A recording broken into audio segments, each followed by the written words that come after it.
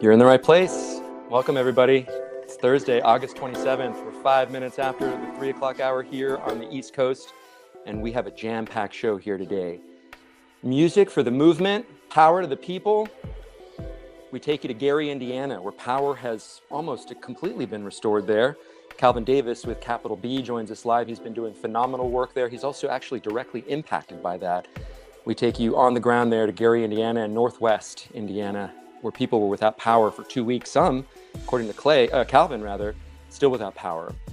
We also introduce you to the leadership of CONTRA ICE, Dali Colorado, Jim Coleman, Jake Trussell, and more, a benefit album where all proceeds go to the groups on the front line fighting ICE.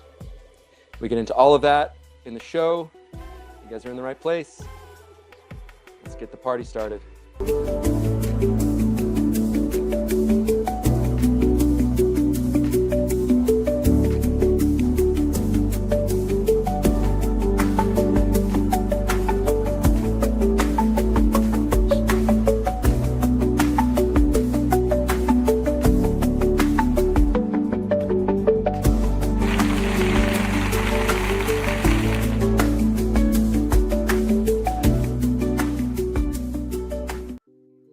All right. Hey, everybody. Welcome to the show. It is Thursday, August 27th, and we haven't had a show in a week. Can you believe that?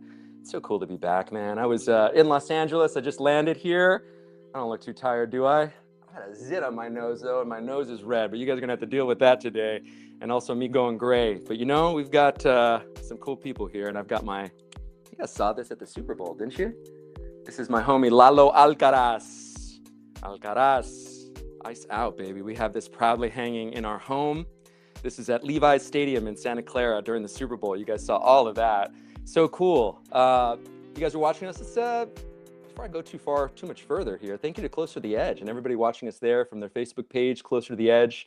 Our partner, let's call a partner, more of a friend here. Closer to the Edge, based in Minnesota. They've been on the front line carrying the torch of gonzo journalism. Their managing editor, Rook T. Winchester, he's just, he does so much stuff there. Should I be able to hear? Yes, you should be able to hear Jake. Sorry, we've gotten a little bit of a trouble, I think, with the audio with the guests. We'll figure that out. We'll get to it. Hopefully we'll get that all worked out. But Closer to the Edge, guys, if you guys want to know more about them, go to closertotheedge.net. Check them out. Also, thank you to our sponsor, man. Things are really getting official over here. And happy Thursday. Get in the chat, share, like, subscribe, all the things. That helps us with the algorithm. Hit the hearts. Natalie Hernandez, The Truth. So awesome to have her here. And let me check in on Substack. I usually go a little bit before I check in on the chat, but I want to try to do better at this here just to see if you guys are getting engaged. Love that. Get settled in. And we're going to play a clip here for you to introduce you to what to introduce you what Contra ICE is doing here. You guys seen this logo? It's pretty cool. Golly, I'm sweating. I'm so hot. We'll have Creeper take it away. Hey, what's up, homies? It's your homie Creeper, from Cholo Fit. We're gonna take a little breath, homie. You know what I'm saying? Do a little meditation to combat all the evil going on in the world right now. Because to that evil, we say, stupid. How dumb. All these fools coming in like, oh, we're do-gooders, or oh, we're contributing all these things, when really they're just spreading hatred and negativity, homie. To that we say, stupid. How dumb. Kind of like that one tia, homie, who shows up to the barbecue with the little like $6 side dish of potato salad that nobody likes, homie. It tastes pretty whack, because she got it right there at Ralph's Market, and it only has like 4 scoops in it anyway, homie. So it's like, dang. But she showed up all proud, like, hey, look, I'm contributing, all crazy. But then she proceeds to drink all the, like, most of the beer and the alcohol, homie, and gets all faded and starts talking shit, starts talking papas about everybody. Like, oh, Ricky can't hold a job, and Chencha looks dumb in turtlenecks, but she's like, not to feed into her negativity too, homie, but she's ugly, homie. Like, she hasn't had a man in like 12 years, and like everybody knows that. But she's right there. She'll get all drunk on me. She starts trying to twerk, being all ass up at the barbecue. That's nasty. Like trying to get a man all thirsty, but nobody likes it, homie. And then she ends up like hurting her back. And it's just like sad and negative, homie. You know what I mean? So it's kind of like that, but like 1,000 times worse what's happening, homie. You know what I'm saying? Like these fools come in here like, oh, we're contributing. But then they're just causing trauma and spreading hatred and trying to ruin the lives of immigrants who helped build this country, homie. So to that, we say, stupid. How dumb.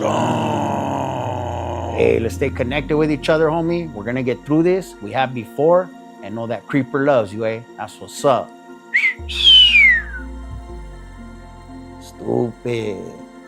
How dumb. Cholo Fit Creeper is one of the many personalities that are part of Contra ICE, and the leadership of Contra ICE joins us now. Dali Colorado, Jake Trussell, and Jim Coleman. Thank you guys so much for taking the time, man. How are you? You're good. Glad to be here. Thanks for having us on. Dali, what was that all about? What that meditation or what? Yeah, tell us, man. It's more than just jokes. my reaction to it. Oh God, I love Frankie so much. Frankie Quiñones is one of the, I guess, just one of the badass chingones out there who's just taking his platform and applying it to this. Tell me, Dali, I'll start with you and we'll get to Jake and Jim. And Sure. we also, before we get too much further, I'll add Calvin Davis to the stage. We're going to get to Gary, Indiana in just a little bit. Calvin is there on the ground. But before we get to that, we want to introduce you to Contra ICE and what they're doing. But we have a really jam-packed show here. Calvin is going to be in the green room. He's going to take us just through everything that happened in the last 2 weeks in Northwest Indiana. Only 99%, not even everybody has power back. He just got power restored. Calvin, really appreciate you and teasing your segment ahead. We'll talk to you in a little bit, all right? Love it. But Dali and Jake and Jim, Contra ICE, this, when I first met you in Los Angeles, I guess it was 4 months ago now, Dali? Yeah, it you was had, in April, you had a launch, right? You had a launch party. You had something that was just so dynamic. Tell us about what this is all about. Okay, so let's say, and Jim and Jake can definitely attest to this. I think maybe it was about a year ago that I reached out to both of them about this idea that I had. And it had been festering, whatever. My best friend Olivia from Ozomatli and I are so tight. He's my brother. We love each other so deeply. We grew up together. We grew up during the Reagan and Bush eras. And, this is next level compared to what we grew up with. Yeah. But we were just like, man, things are going to get so freaking bad. Oh, you can cuss here. You could say fucking shit. Go ahead. Okay. Fucking shit, man. Things are really going to get really scary. Like we felt it in our guts and it was like, well, what are we going to do? Like, and we were both like, well, where's all of the things that we grew up with, like all of the activism when it came to like bringing like artists and creatives together, like Farm Aid, Live Aid. Obviously those are really big things. But then I was talking to him about like Red Hot and Blue and how that started with just a compilation, right? And then it grew into this to just bring awareness around HIV and AIDS that was like right at the beginning. It's like, well, we're right at the beginning of this ICE thing, right? Yeah. And so, and it's like, well, we can just start with a compilation, right? And then see where it goes. But through that idea, and he told me, he said, Dali, you're a DJ. We made mixtapes for each other when we were teenagers. It's like, you're a DJ. Your life is music. I grew up a child of a single mother teacher that taught ESL and Spanish, specifically in LAUSD to immigrants. And she always took me to protest. I mean, my first protests were like, just all over Los Angeles. Anyway, so basically it was just kind of like, well, this is in my DNA. Being involved in social justice, but also like having music resonate with me so much as I was growing up. It was like, this is something that can happen for us. And so it was like, all right, let's just do an album. But then what happened in the conversations. And Uli said, throw the darts, just throw the darts to everybody. He's like, I'll help you connect with people, but people trust you, throw the darts. The common narrative with everybody that has come into our collective and this project is like, I didn't know what to do. Dali, it's so cool because every movement needs music. Every movement needs an anthem and something behind it. I want to play a clip that you sent me here. And I guess, is this a song with video to it? It's part of the press kit that you guys sent me. Is it one of the songs from the album as background music to the video? Or is this just probably? Yeah, okay. Yeah, the Abolish ICE track. Yeah, here we go. Let's play a clip from their press kit here. Music is a universal language. I love this. They abducted him, took him into custody, then he disappeared.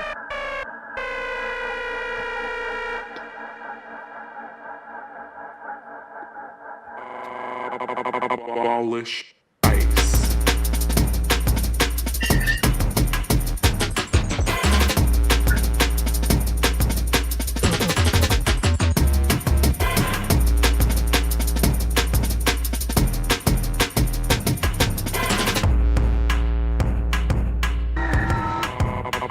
Abolish ICE.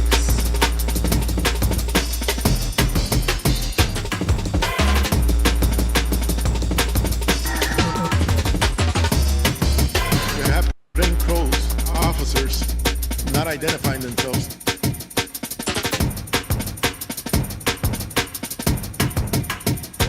There are no internal checks. Phenomenal. Just one of the tracks here on the Contra ICE album. Tell us about the track, guys. Jim or Jake? Go That's ahead. Jim and Jake together. Come on in, talk to us about it. That's you guys. Yeah. So that track was a collaboration between the two of us. I think it started with. I can't hear. Give me 1 second. Oh, okay. No, Jake. Okay, we can hear you, Jake. Yeah. We can hear you for sure.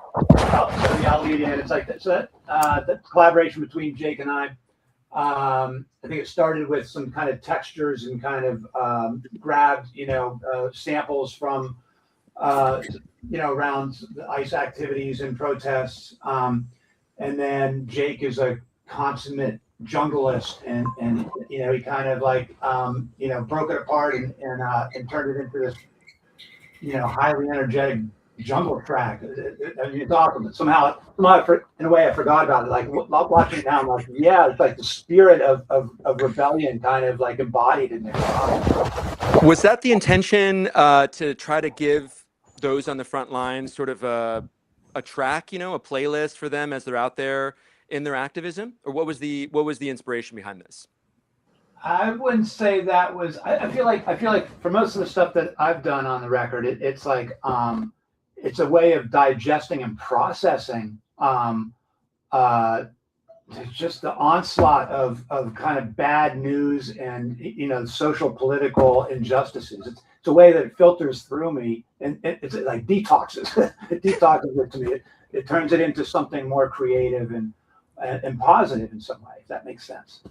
It does. And absolutely. I mean, solo el pueblo salva al pueblo is our motto here. Only the people will save each other. And Jake, what made you be part of this pueblo with Dali and Jim and others? I mean, you got Fred Armisen, you got Tom Morello.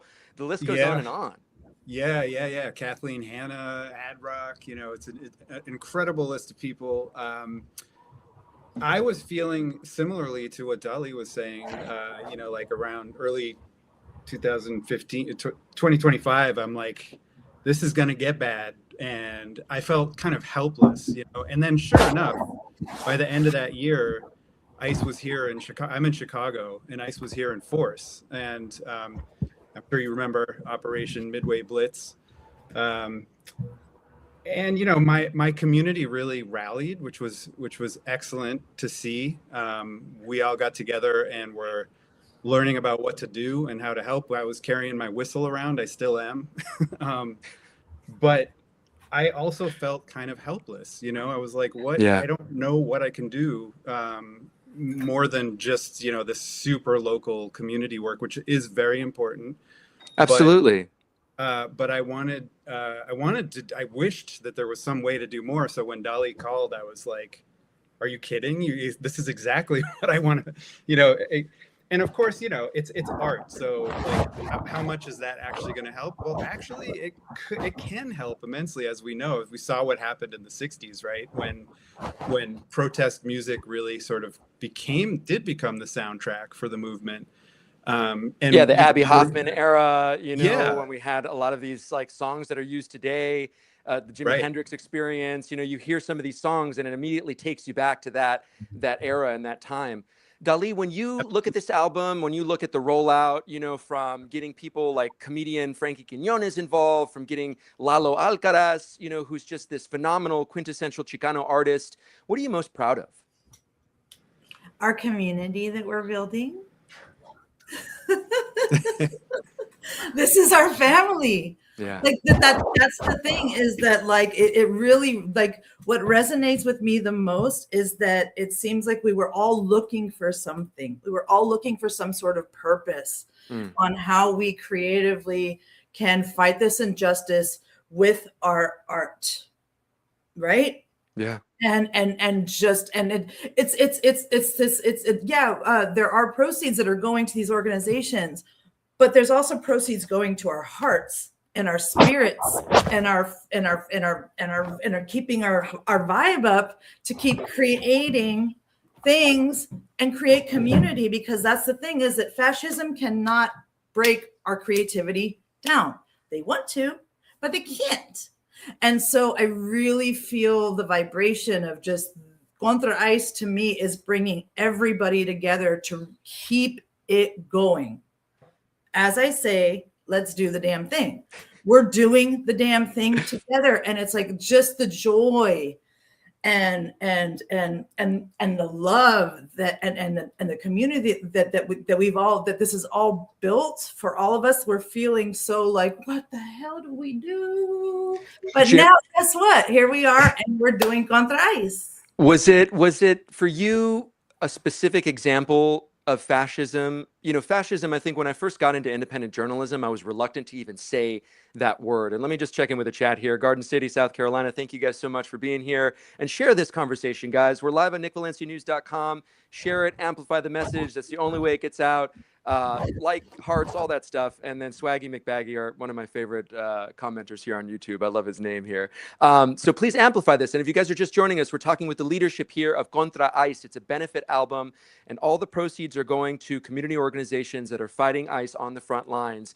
And part of the pueblo, you know, we're talking about Solo el Pueblo Salva el Pueblo. We're talking about these elements of fascism. When I first got into independent journalism, I think I was reluctant to say, oh, you know, this is fascist, right? I mean, I was probably coming from this corporate newsroom atmosphere where I equated fascism to Mussolini, to Hitler, to, you know, to these really bombastic or dramatic, you know, big things, right? Tentpole things that we had in our history.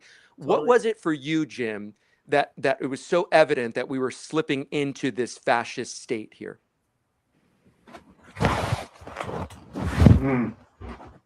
I don't have an immediate answer for that, but it is this feeling of like looking around and seeing like what's happening to the fabric of our country, and it's not just our country; it's worldwide. But our country is kind of like you know, in the center of this ship, and it seems so clear, and it's mind-boggling to me that there's this whole vast, you know, population that are living in the middle of it and supporting it and are like, you know, proponents of it, even though it's against their own interests. You know, that is surprising to me. It's that they're not just passively agreeing with what's happening. There are people out there in the streets that are applauding this shit. Yep. I mean, you look at these images like this that are part of the videos, and we'll play this clip here in a little bit. It's got a soundtrack to it. But you look at images like this, and people are actually celebrating this stuff, Jake. That, you know, it's hard to understand it. Looking at what happened in Chicago with Midway Blitz, are you around people? Have you encountered people who are like, yeah, man, you know, we agree with this. What the fuck are you doing with this album? Why go down this road? I'm a moderator on Nextdoor, the community platform, and yeah, during Midway Blitz, Nextdoor really became this kind of battleground. You know, you had both viewpoints Both sides of the aisle were there, let's say. And I felt like my job as a moderator a lot of times became kind of moderating disinformation. That's a huge Wow. part of it, is like, I think that's what drives, it's what has driven, as Jim was describing, this rise of, I don't know if fascism is ultimately going to be the word for it, because Right. that was Mussolini, and Hitler was the Nazis, and like, this is something different, but it is tyranny. I don't know if you've read the book On Tyranny, but it basically describes like what we are slipping into. It's a great book because it actually kind of prescribes what to do about tyranny. Like, and that is what I feel like we're doing. We're putting ourselves out there and saying, we're not going to let this be normalized. It's not normal. It's un-American, and we're not going to let this happen. It is tyranny. And, fascism may be too strong of a word, but I know people agree with it and they see it and they say, totally. It's very similar. I will give you my example. When I asked you, Jim, that question, I think it was a loaded question, because for me as an independent journalist, I remember being on the phone with Don Lemon hours before he was arrested. And then I was on the phone with his mom the morning of him, and we all got the news that he was in custody. And I remember just, being on the phone with her, and then getting off the phone and immediately talking to my wife and making a plan in case something happened to me. And so that's what I mean by elements of fascism, is that there was, and maybe I'm naive to think that there's not anymore, but there was a genuine fear that I had that potentially there would be a knock on the door, especially with all of the negativity that I saw online of, as I was saying, people applauding this. Yeah. And so do you guys have examples, Dali, of that for you in your communities? In I know what happened in Los Angeles, where you are, or I'm sorry, in Portland, and where you're from in LA, Dali, but what examples do you have in your community that really got you involved in this? My heart. Yeah. I'm born and raised Northeast Los Angeles. I mean, grew up doing this. What it was, honestly, for me, is that I had like a moment of like, you're either going to break the fuck down or you're going to do something. Yeah. And so for me, that was my personal thing, right? It was very, very, very, very, very personal. It wasn't just a thing that I saw or experienced. This was like, I had to come to whatever moment with my spirit and with my own what is my purpose in life moment, and that was mine. Yeah. I want to play a track here, and then we'll get you guys final thoughts here on the back end. But I want to play this track that we've been playing video of here, because it's another sample from this track here, Contra Ice. Here's the preview here in Rolling Stone. Kathleen Hanna, Ad Rock, Tom Morello, more. Tap for the Contra Ice Volume 1 Ice Out Benefit album. Here's a track.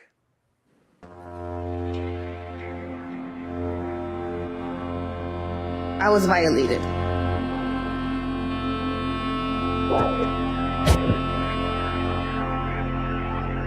I was never arrested. I was never charged. I was never given an explanation or an apology. This was not just an incident. It was a violation of my physical being, my rights, my dignity, and my humanity. They were proud to have captured me.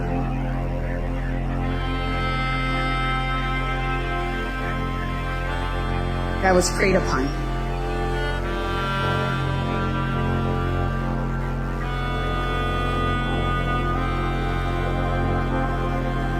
I was not treated like a human being, and I was certainly not treated like a U.S. citizen.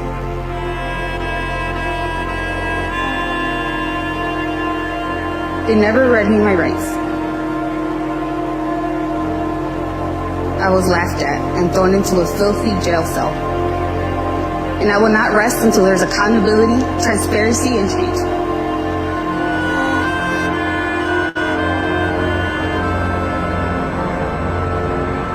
I refuse ICE to rewrite my story. I refuse to let fear silence me. Land of the free. What you're doing is so powerful, guys.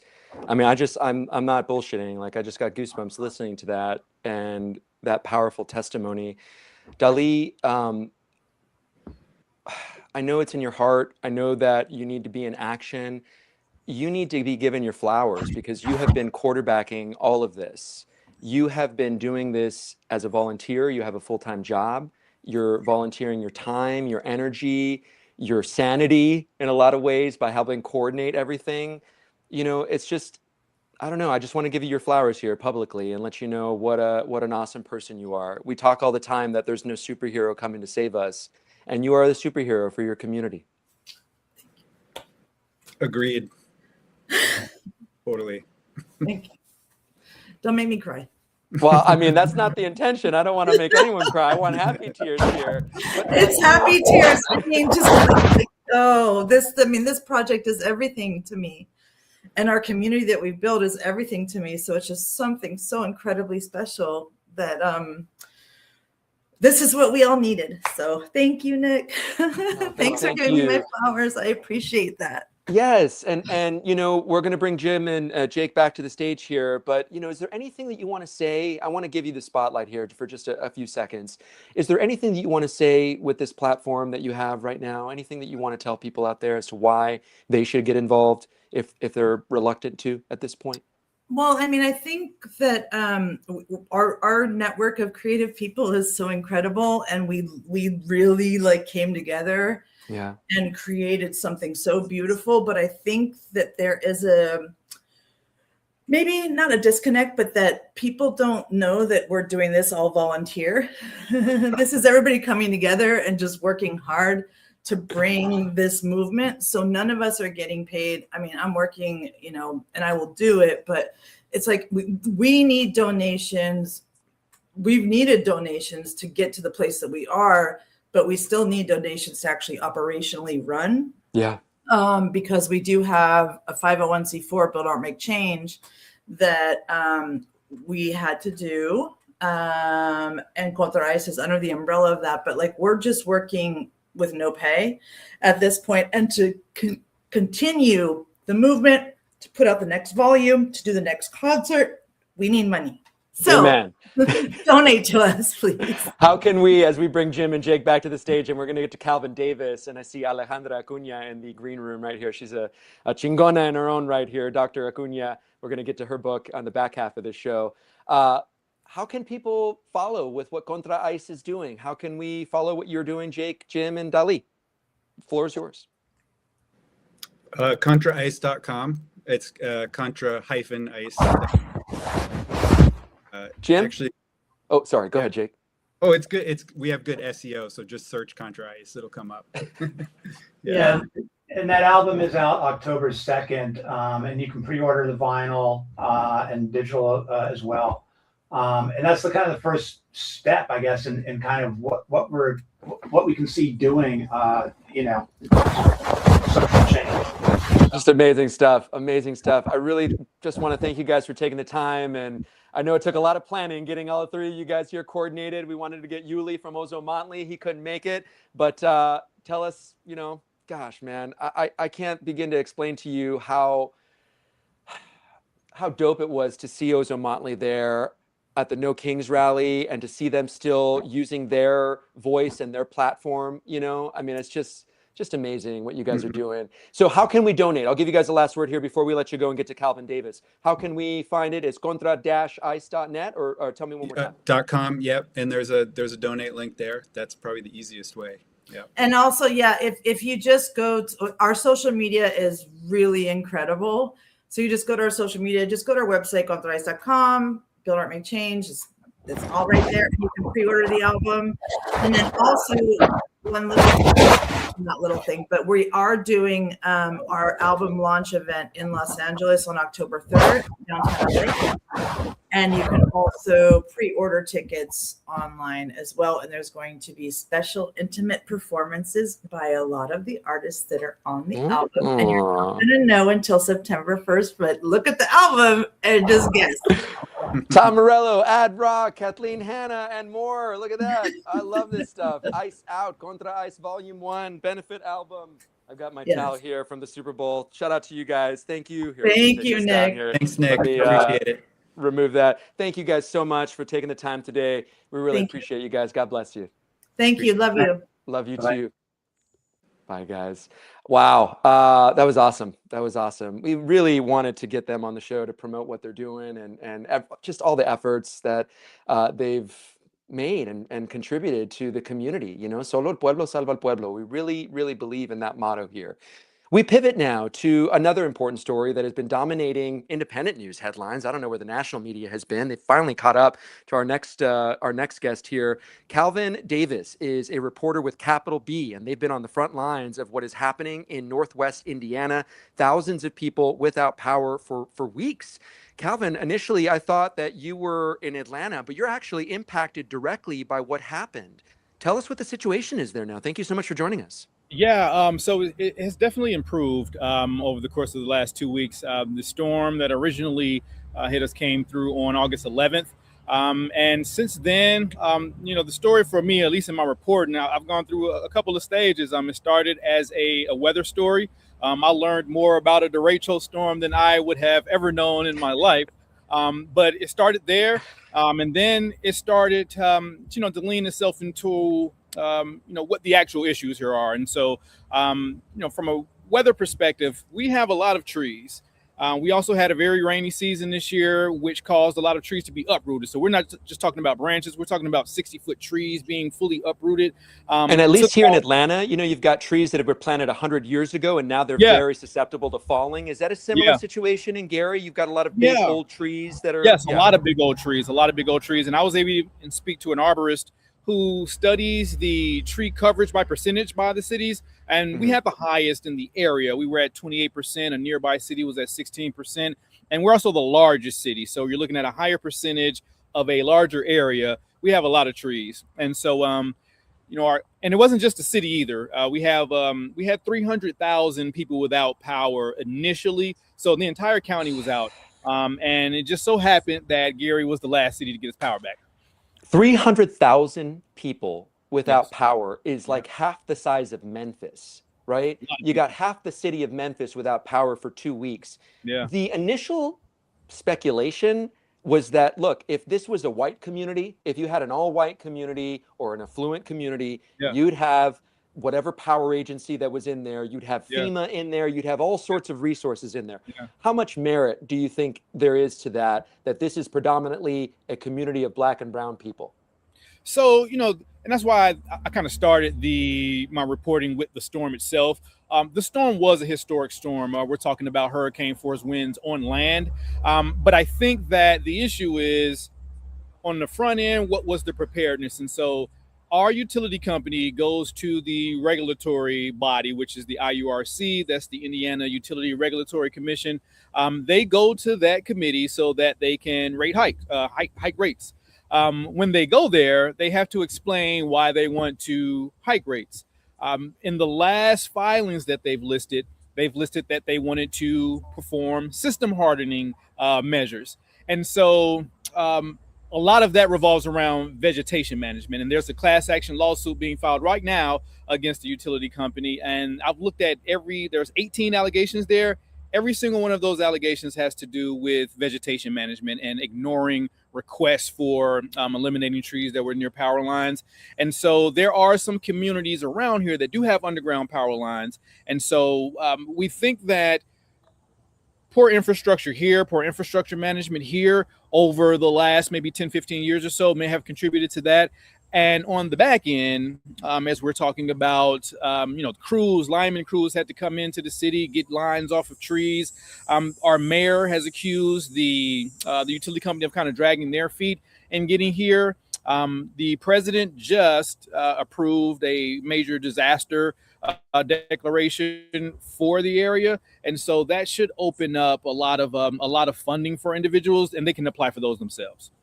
What's the situation right now? And if you're just joining us here, you are joined by Capital B correspondent Calvin Davis, who has been impacted directly himself, not only reporting on the issue of the ongoing power outages. They are ongoing because not 100% of the community still has power. Ongoing power outages. So some people more than 2 weeks without electricity. They can't power their refrigerator, can't turn on the lights.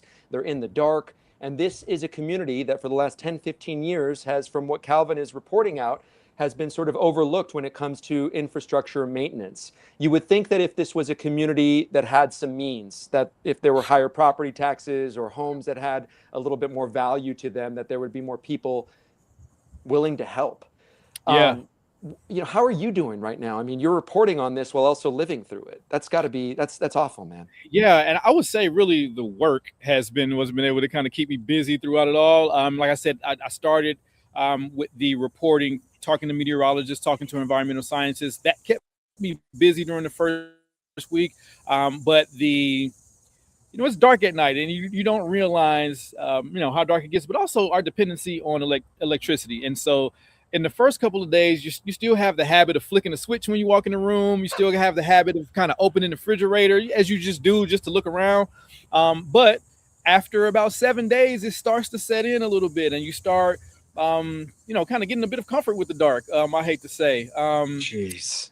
But our biggest concern. Take me through this. Like, I want to know what it's like though when you start to get used to the dark. Like, what are the things that like sort of become normalized here? Besides getting dressed in the dark and maybe putting on 2 pairs of socks. So different luckily, pairs of socks, since we're in the summertime, we have daylight until about 8 p.m. And so it's not getting dark at 4:30 as it would be in the winter. My largest concern was really with our older generation. So imagine if you're not mobile and if you're not mobile, you don't have electricity, so you don't have a cell phone. No one can reach you unless they were to physically go and see you. And so it was hard for a lot of the older communities to kind of report their issues out.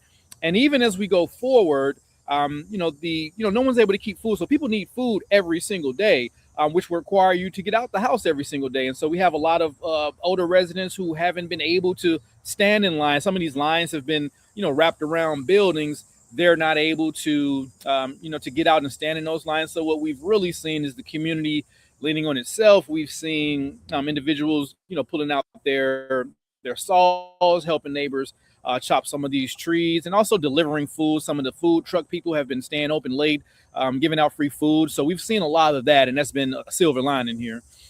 And for those of you guys who may have missed it, because maybe you get your news a little bit from national news and have missed some of our reporting, I want to play a quick 50-second clip of something that I posted on my social media, grabbing from someone online who has a local tie to Northwest Indiana, to the Gary community, catch you up on what's been going on there. Here you go. You need to hear this story. Being in the dark is dangerous. There's a city in America right now that is currently without power, going on nearly 2 weeks. Gary, Indiana is majority black, and it's been without power for 9 days. This is somebody who has ties to the local community. About 22,000 people don't have electricity to power their refrigerators, turn on their lights. Some people have tried to check into hotels. Those hotels, powered by generators, have also gone without power. It is dangerous there, and they're going to be going without power for another maybe 4 or 5 days. It is not national news. This has been buried in national headlines. There was a storm that ripped through there on August 11th, and it wiped out a lot of people's power. Gary, Indiana, though, still without power 9 days after that storm ripped through. We know if this was a city that was not majority black, that we would have heard about this on every news outlet there is. Calvin Davis, Capital B reporter, who's been reporting on the ground there and living through it. How frustrating has it been, Calvin, when you turn on CNN, MSNBC, you're seeing 3, 4, 5 days go on without power in a major U.S. city, and you see nothing on national news? Yeah, it was kind of surprising. My phone died originally on Wednesday night. I was able to charge my phone, and I got back on it on Saturday, and I still hadn't seen any national coverage. We'd been reporting on it since Tuesday, the day of the storm, obviously. And really, it was posts like the one that you just showed. It really gained a lot of traction on social media. Then kind of mainstream media kind of tacked on, and I even found myself doing 5 TV hits on Monday. But that was the day before power was returned. We needed a lot of that attention after the 11th. And yeah, I absolutely agree with him. I can't see many other cities going that long without some type of national coverage. I don't want to be dramatic, but when I saw that, I thought Katrina. I remember, living through that, and Kanye being like, President Bush doesn't care about black people, right? I mean, we remember that. I think you're a little younger than me, but I remember that, right? Yeah, I do too. So, like, that's what I was reminded of here. You have a community, a storm rolls through. It's Michael Jackson's hometown, man. I remember being in Gary, Indiana when we played Notre Dame at USC, and like all the kids were screaming the fight song of the Irish. And it's like, it's so inextricably linked with like the Catholic community. Yeah. Where were they at? Where were they all at? And so, we are also connected to, Chicago is our media market. Everyone in Northwest Indiana watches Chicago news. And, obviously the same storm that hit them hit us. It hit us a little harder. So we did have some Chicago reporters come out, as they always are. But even then, and that's what really shocked me. So I would think that, we're the only kind of newspaper that's located in Gary.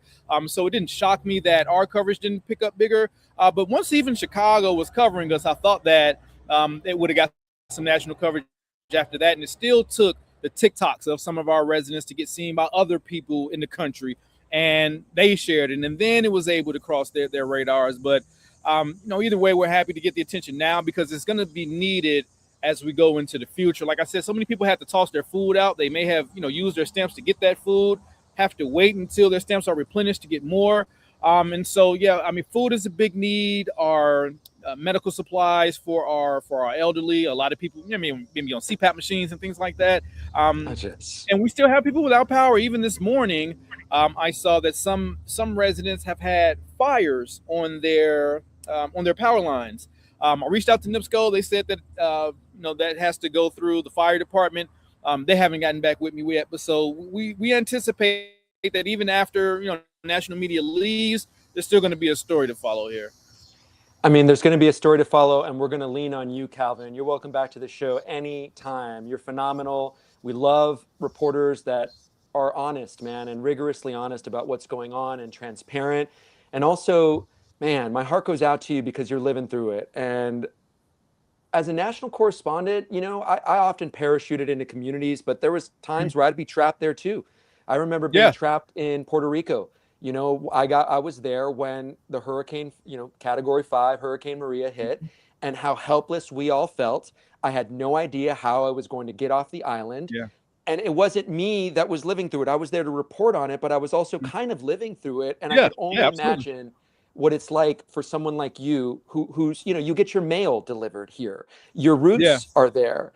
It's really devastating to know that. So it's going to take reporters like you to continue to keep this story alive, because solo el pueblo salva al pueblo, man. Only the people save each other. Calvin Davis, anything I haven't asked you that is important to know? Anything you'd like to say? Now's your chance before we get to Alejandra Acuña. Yeah, just real quick. I think this experience has really let me know the importance of local journalism. We're here all year round, and so we've been covering the residents' relationship with NIPSCO, our utility company, even beforehand. And even as we've been recommending resources, people know that we're here. And so people from outside of the city have contacted us to get them in touch with people to get resources out to them. So I really have seen in real time the importance of having local journalists on the ground. Man, I have always been a fan of like the writers, people that are print journalists. To me, they're the real reporters, man. So thank you for gracing us with a real reporter's presence here. I'm just a guy that talks on TV and talks on stream. Oh, short, Nick. Also, I'd like be remiss to not mention this. Calvin Davis, also part of the URL Media Collective. We are a collective of about 50 independent journalist outlets owned by people of color, and we are highlighting the struggles of communities that are often overlooked, the underserved, the disenfranchised, those that don't have a voice. And we hear this all the time from journalists. We give a voice to the voiceless. Sometimes it's our own voice that we need to amplify. And now we could use our own platforms, man. Calvin Davis, how can we follow you before we let you go? Really read all my work at Capital B Gary. Just type in Capital B Gary and you'll find us there. I'm the calculation on pretty much every social media. That's my handle. And I do thank you for having me. Thank you. God bless you, brother. We'll see you next time. Calvin Davis with URL Media Collective and Capital B. Doing just phenomenal work here. We want to, expand our coverage. You are used to seeing so much about social justice, so much about civil liberties, government overreach, the surveillance state, the expansion of the private prison infrastructure. All of that is basically to say you hear a lot of sad news here. You hear a lot of stuff that may weigh on your psyche, stuff that may impact your emotional health. It may deregulate you a little bit and make you feel, I don't know, like you're alone, you know? I know that I have felt that way. I know that I'm just actually coming off of a pretty bad mental health episode myself. And I never want to blame what I'm seeing or what I'm absorbing as being a cause of my struggles. You know, that to me is kind of not owning myself as the problem so I can have a solution. But I will say that it doesn't help, you know, it doesn't help to see all this stuff, which is why I really wanted to have our next guest here, who is so much dedicated to emotional well-being, to cultural significance, to generational trauma and how it impacts us here. Her new book is out now, Stones, Flowers, and Lessons Learned. Dr. Alejandra Acuña joins us now live on Nick Valencia Live. Dr. Acuña, how are you? Oh my gosh, are you kidding me? I'm so excited. Thank you for having me. What a treat. I just got to hear your last two guests, and yeah, wow, what important news. And then it's like, and then you're gonna cut to me. Like, I'm glad I made the cut. I'm glad to be here. No, you are a chingona. We want to highlight people in our community. We want to highlight people that are doing the work. Talk to me about what went into this project here, because it's a personal story. It's a collection. I don't want to take any words here. Tell us what it's all about. So, Nick, you have no idea. It goes, so back in the 6th grade, I just knew like I wanted to be a writer. And as the daughter of Mexican immigrants, I didn't know any writers. And I knew that I did not want to be a starving artist. Like that was not, my mom needed like a car or whatever she needed. And so I took this long path. I became a school social worker, a social work professor. Like I had a really rich career. And then when I burned out, because I was a workaholic, I retired from LA Unified School District, from Cal State Northridge. And then I was like, I can write now. And the beauty was I have so much to say now because of my lived experience, because of my research, because of my work with families. So I worked with a lot of students and families who dealt with trauma. Very prevalent at high rates in the schools that I worked at.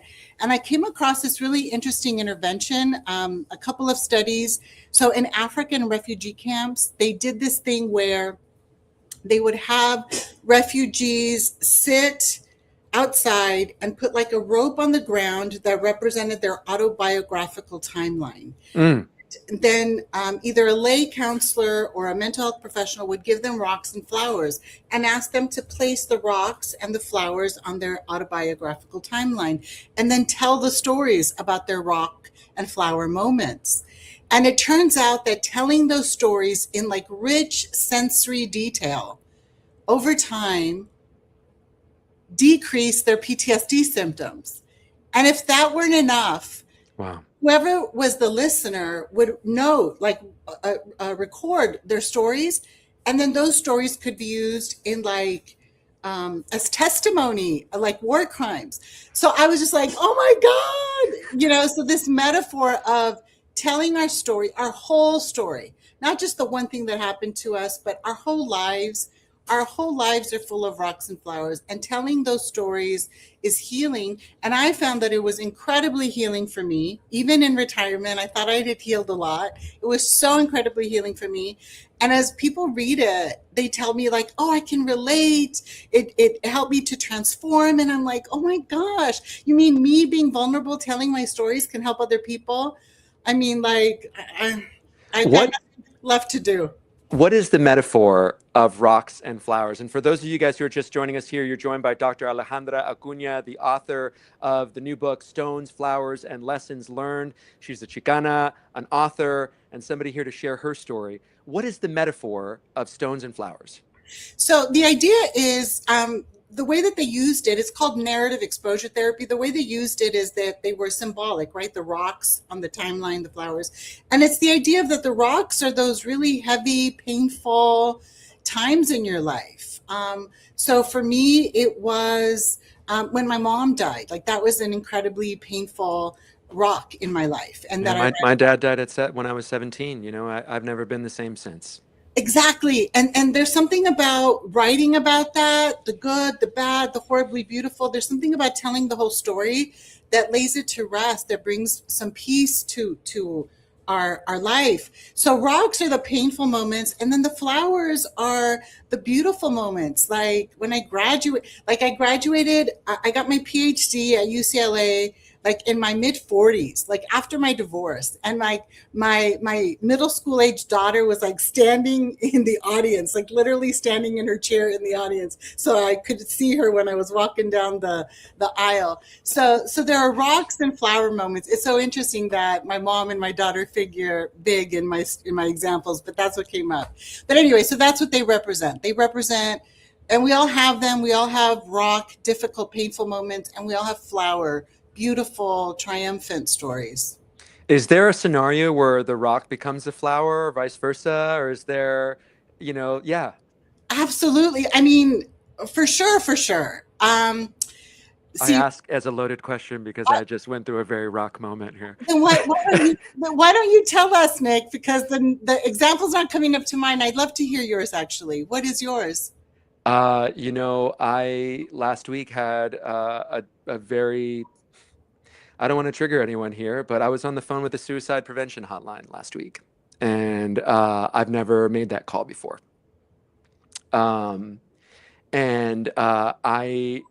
It felt so reminiscent to a rock bottom when I stopped drinking, that I felt that I needed to get into action.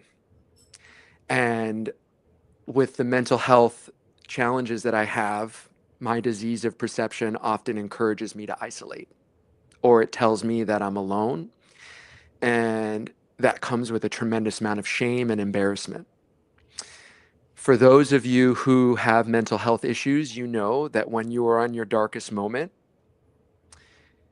you think that you are making so many people around you unhappy that the world would be better if you weren't here. And that is not truth. That is not fact. Those feelings are not fact.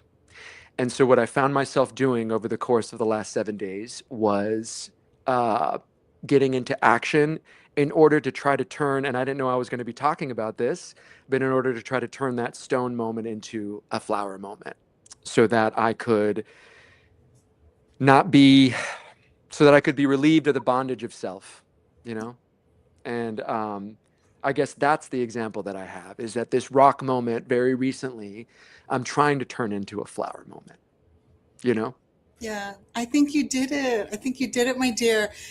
I just want to say, like, right back at you, chingon. You know what I mean? Because I feel like being vulnerable in a public setting, being vulnerable to ourselves and privately is hard. And thank you for being vulnerable. And thank you for being a Latino man who's vulnerable. Thank you for being a chingon who's willing to be vulnerable, because now there's a community and individual purpose to your story. Like, people will resonate and people will be like, oh my God, he's doing such important things and he feels that way too. You mean I'm not alone? So I'm glad you're here. I'm glad you're finding meaning. I'm glad you were able to connect. I'm glad to be talking to you today, and I'm glad to be connected with you and this story. Thank you. How do we, what are some of the things that we can do in our community? What are some of the lessons that we take away from your book? Because if you're just joining us, you're joined by a very special guest here, Dr. Alejandra Acuña, author of Stones, Flowers, and Lessons Learned. It's talking about these traumatic moments, these sort of tentpole moments in our life that can either make us or break us. And what sort of lessons do we learn here in this book? Yeah, so the first one for me, it's incredibly deeply personal, and I want to scream it. Like, I want to get into the car. You know how those megaphones that they, yeah. What do they say? Refrigeradores, tamales. I want to yell like, it's okay to talk about it. It's okay to talk about it. So what I experienced and what I've looked at in the research supports it so much, is that it's so important. We want to talk about it.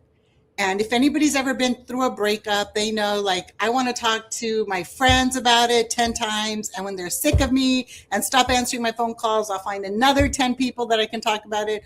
We want to talk about it because we need to digest it. We need to make sense of it. We need to create meaning. That's like trauma recovery. So talking about it, writing about it, collaging, dancing, whatever creative expression you have access to, expressing it is so important. And I mean, like, You need to say it out loud. That's what I've found. It's different than just putting it in text or writing it out and typing it. For some reason, for me, and I don't know what you found or if this is in your books or examples, but if I say it out loud, I have to deal with it. It becomes real. It's not the crazy, and I don't mean that, derogatorily. I'm talking about me. It's not the crazy that I have in my head where it feels like static. I need to say it out loud and speak it so I can deal with it, I love that self-awareness. I love that that for you, your medicine is saying it out loud. Yes. For others, James Pennebaker does a lot of journaling research, and he found that writing it out, like, takes it out of our head, where I agree with you. It somehow it makes sense in there. But once we put it out into the light of day, it's like, oh, wait a minute. I don't even, like, I can see the holes in this now. Yeah. So talking about it, writing about it, whatever creative expression you have access to is incredibly healing. And so I found that in semi-retirement, I thought I had done so much healing in my life. And when I wrote about my mom, I was bawling because there were so many more things that I needed to process. It was cathartic. Incredibly. And then things happened because, like, a family friend and a family member that I hadn't seen in a long time. I'm like, hey, I'm writing this book. Can you tell me stories about my mom? Oh my gosh, like, be careful what you ask for. So I was processing a lot. And what I wrote in the first chapter at the end was, write your story. Everybody, write your story. Write the good, the bad, the horribly beautiful, write all of it. There's something that happens. And there's another researcher, Mary Main and John Bowlby, the father and mother of attachment security. They found that when a parent is able to talk about their childhood, the good, the bad, the horribly beautiful, the positive, the negative, emotions, facts, events, there's something about telling a coherent story that lays it to rest. Regardless of what kind of past you've had, if you can tell the whole story, you can file it away, like kindergarten, that traumatic event, the death of a parent, going to college, your first day in the dorms, they all get filed away, and that painful memory loses its heat, and it doesn't chase you into the middle of the night. So that's my message. Hablen de todo eso. Talk about it, write about it. Yeah, it's okay. I love that. Con el micrófono y todo. Hablen de todo eso. Hablen de todo. Can you see me driving in the troca with the little, yeah. I just want to drive down the neighborhood and tell everyone. Like, that's how I want to disseminate my research, God, and it's so important for our community. I know one of the toughest conversations I ever had was when I told, my mom that I was going on antidepressants. It's like, are you sure you need that? Right. And as it turns out, yeah, but it's also, I can understand why people don't want to go down that route. We're not talking about this, but it's kind of, I think, linked and germane. People don't want to feel like guinea pigs. People don't want to go through that trauma or that testing ground. It's incredibly difficult. And for some people, it's so much easier to not acknowledge, to just say, okay, it's not happening.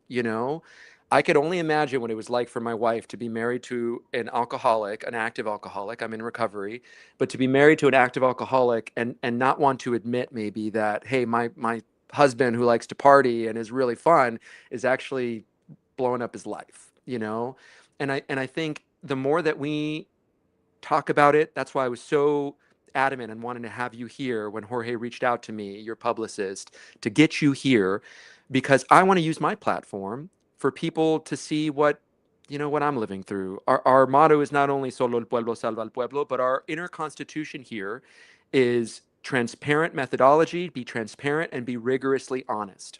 And that is rigorously honest, right? I love that. Nick, can I just say, I want to join you with that, because I totally respect people who decide to go on medication or not go on medication. I totally respect everybody's the expert of their body, their mind, their spirit, and their decisions. And I love that you just said that you are, because I talk about it in my book as well. I'm also on Wow. medication. And I feel like I just want our stories to be added to all of the stories out there. Do you know what I mean? So that when Yes. someone's going to make their own individual, very personal decision, that they don't just hear the negative stories or reactions, but they also hear like, oh, Nick acknowledges and it helps him with his life and his relationships. Alejandra mentioned it as well. She's a better mother, a better person, a happier human being as a result of it. So I just want those stories to sit next to all of the other stories that people hear. I love it. And I just want to give you the last word here as we put your book back up on the screen. Stones, Flowers, and Lessons Learned. Natalie Hernandez in the chat. Love that you guys are hyping up the chat here. I can't even get to all the YouTube comments right now. People of color voices matter. Yes, they do. And I haven't even checked in on Substack. Let me check in before I let you go here. Anna and J.E. McAleef and God, Rebecca Rudel. Thank you guys so much. There's so many comments on Substack that I haven't gotten to. I'll get to those in a little bit. I don't want to hold you up here. But as we close out here, any last words, anything that you'd like to say, anything that I haven't asked you that you think is important to know? Just that if people want to continue the conversation, they can follow me on Instagram at Alejandra Acuña, PhD. And I'm working on the second book, My Cultural Soul Retrieval, Reclaiming the Mexican Art of Living Well. So after we healed from our trauma, I want to go back to what did our ancestors, our abuelitas know about living a good life, living well, because we get to reach that stage too. You know, I think what I've learned also is that our parents are doing the best they could with what they had. And sometimes they didn't have enough themselves. And so that, all of that, I think I try to do as a father now and tell my children that I'm growing up as they're growing up, that Papa doesn't have it all figured out, right? I'm still growing up, you know, and I hope that that resonates. I'm bound to fuck them up in their own way. They're going to blame me for something. It's going to come back to me, what I'm doing right now to my mom, I'm sure. But anyway, I'm not doing anything. I'm sorry. I'm trying to just, you know, I'm trying to get better. And this conversation really helped me out a lot. Thank you so much. Dr. Alejandra Acuña, author of the new book, Stones, Flowers, and Lessons Learned, stories about trauma, generations, stones and flowers, these moments in our life that can, you know, really make us, and how we turn our trauma and our pain into progress. Dr. Alejandra Acuña, thank you so much for taking the time with Nick Valencia Live. God bless you. My pleasure. Thank you, Nick, for having me. Take care. Abrazos. I cut you off. I'm so sorry about that. What a show, guys. What a show. We were able to get to it all, you know, and let me check in here on the chat. Great luck great. Best of luck on the second book. Amen. Best of luck on the second book. What a cool lineup that we had today. Let me go back to the top of the show. John Bernstein and Arlene Mock. Adam Wright. So it's good to see you, Adam. What do we got here? Arlene, Natalie. Let me see these comments.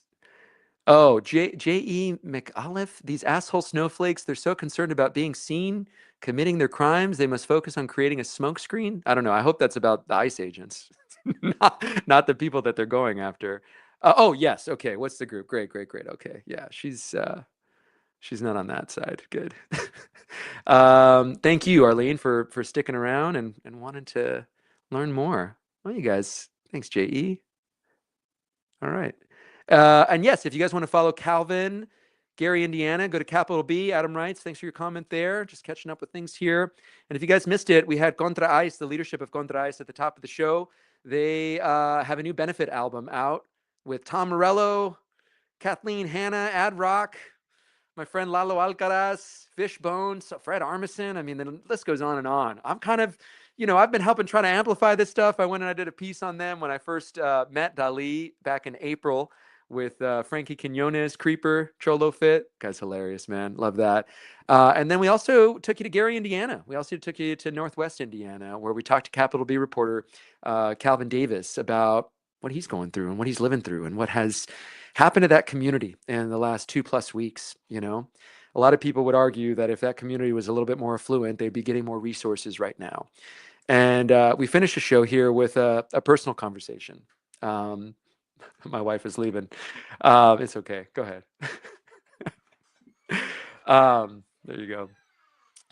We also finished the show with a personal conversation about something that I've been dealing with, man. It's not something that I don't know. It's not something that I think I'm fully ready to talk about just yet, but I think it's important for people like me, and I mean people like me, I mean Latino men. I mean people sometimes like me who put up a veneer that we've got it all figured out and that we're doing well and that, we don't need help. All I know is last week that my world started getting really, really small. And I started to feel really alone. And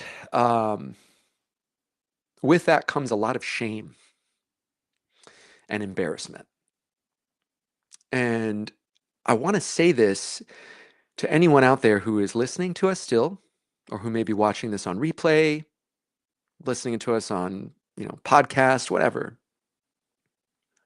that you're not alone.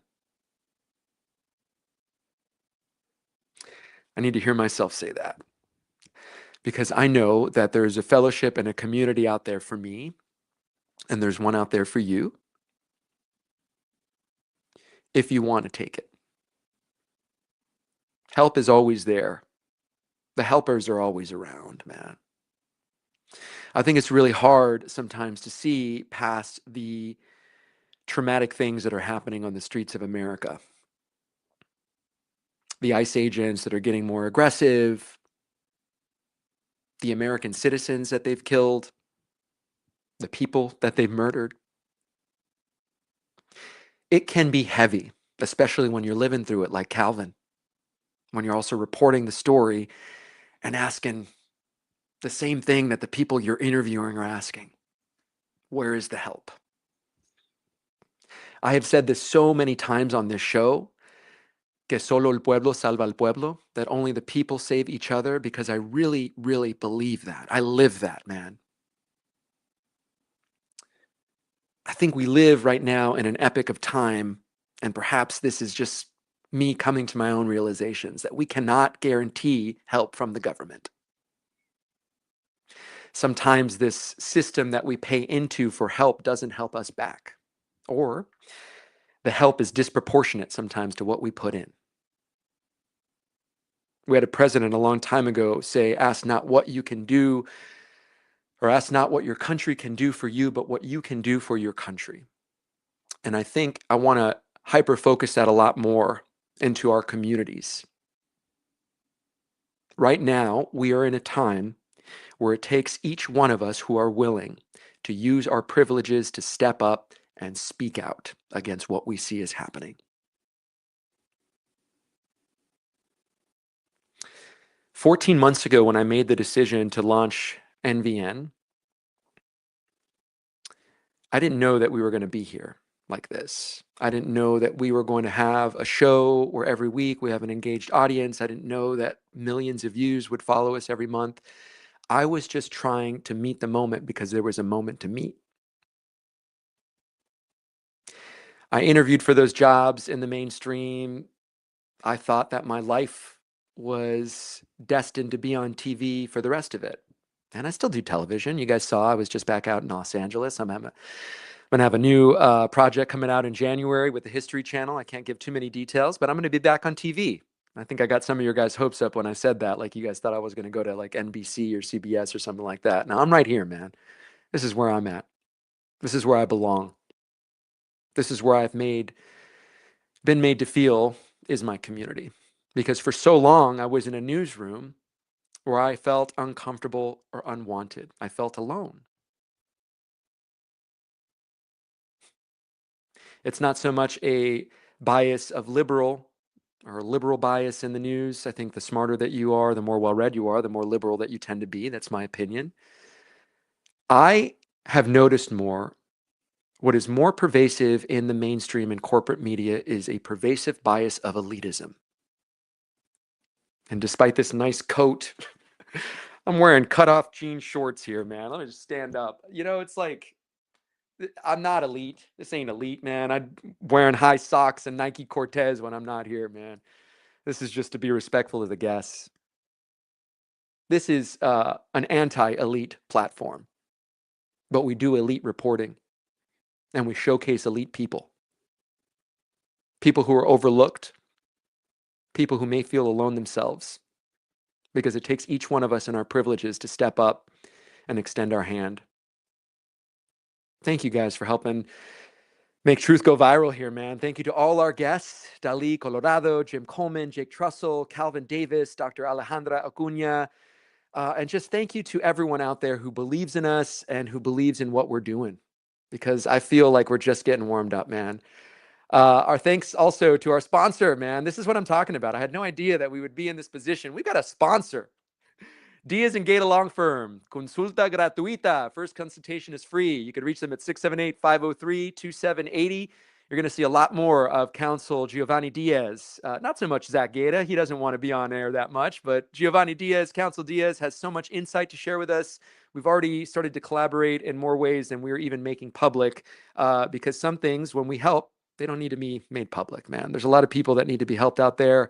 And Counsel Diaz is doing the work that matters out there. I wouldn't have partnered with him if I didn't believe in what he's doing morally.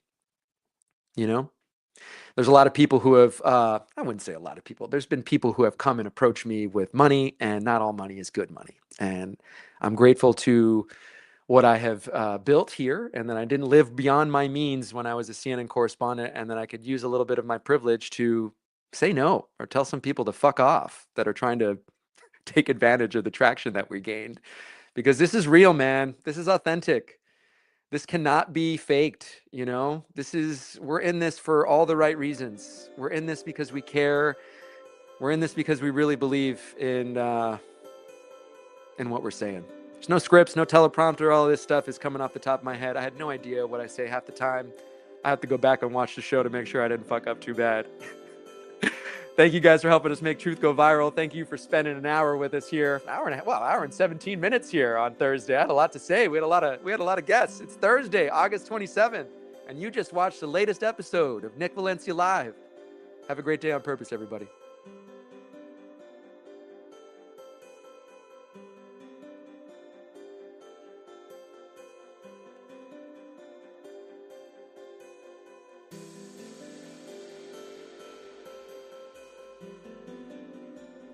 This is the show after the show. I always stay a little while longer here. Read the comments. Fred Armisen, part of that project. I love that. This is one of the comments I didn't get to. I care about poverty in other nations, even though I'm not from there. Poor souls, a little compassion, donations. What do you think? Anyway, call me Lau. Okay. I don't know if that's spam or what. Not spam? Maybe. Who else is on here that I didn't get to? Jorge Cholapa, thank you, man, for Dr. Alejandra Acuña. That was really cool. Really, really cool stuff.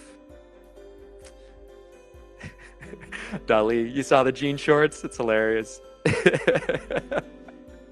You're wonderful, Dali. Thank you. All right. Here, let me get to Substack. See what's going on. Thanks so much, Nick. Thank you, Adam. Come back. Join us Tuesdays and Thursdays, 12 p.m. Pacific time, 3 p.m. Eastern. Good show. Great comments. Hold tight. Hold the line. Hold each other. Jared Scissor. Hey, Jared.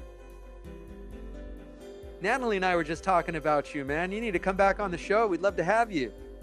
Jared Scissor. Wish I can come on and say hi. Got 3. LOL. I don't know where you're laughing to, but probably something funny. Francesca Jellison. Thank you. Anayeli Rivas. All you guys watching, be sure to share this on your Substack. Amplify the message. Get us out there.